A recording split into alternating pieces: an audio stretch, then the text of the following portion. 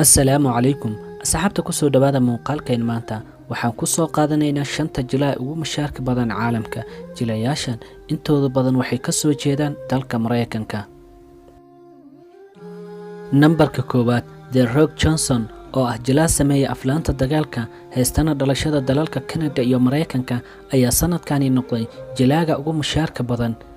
caalamka lacag gaaraysa 87 milyan oo dollar ayaa la sheegay in sanadkani uu mushaar ahaan u qaatay waxaana ugu dambeeyay lacagdan 23 milyan oo dollar oo ay kala saaxideen shirkadda filimada sameysay ee Netflix si uu ugu sameeyo filmo Johnson ayaa raacay aabihiis Rock isagoona noqday feeryahan guul weyn ayuuna ka soo hoyay tartanka feerka ka hor inta uusan u weecan dhanka jilitaanka wuxuuna wax ka jilay filimka The Scorpion King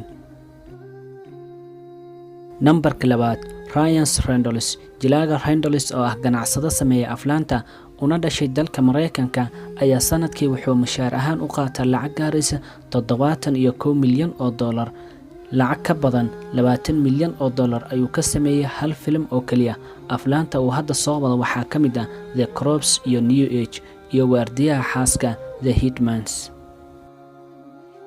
nambarka saddexaad Mark Wahlberg waa jilaa majaajilista oo u dhashay dalka Mareykanka sameeyana aflaanta Bollywoodka hal film oo uu sameeyay wuxuu Netflix ka noqday filimka saddexaad ee loogu daabashada badan yahay malaayiin dollar ayuu ka sameeyay aflaanta musalsalka sanadkii waxaa la soo wariyay inuu mushaar ahaan u qaato lacag gaaraysa 58 milyan oo dollar nambarka afraad Akshay Kumar jilaaga caanka ah reer India Akshay Kumar waxa uu sanadkani ka mid noqday shanta aktar ee ugu mushaarka badan caalamka Akshay oo ka mid ah jilayaasha ugu caansan ee Bollywoodka waxa uu jilay in ka badan 100 film 30 sano ee la soo dhaafay wuxuuna sanadkii mushaar ahaan u qaataa lacag gaaraysa 48 milyan oo dollar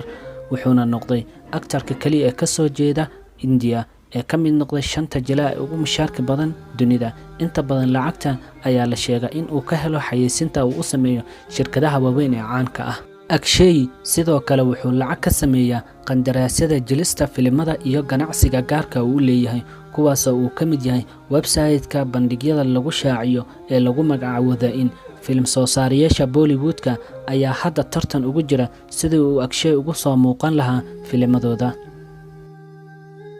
nambarka shanaad Jackie Chan aktarkan ka soo jeeda gobolka Hong Kong ee dalka Shiinaha ayaa caan ku ah aflaanta dagaalka iyo majaajilada isugu jira wuxuuna sanadkii la soo dhaafay sameeyay in ka badan 5 filim wuxuuna mushaar ahaan u qaataa lacag gaaraysa 40 milyan oo dollar sanadkiiba inkastoo lacag badan uu ka helo xayeysiinta haddana wuxuu noqday jilaaga kaliya ee ka soo jeeda dalka Shiinaha ee ka mid noqday jilayaasha ugu mushaarka badan caalamka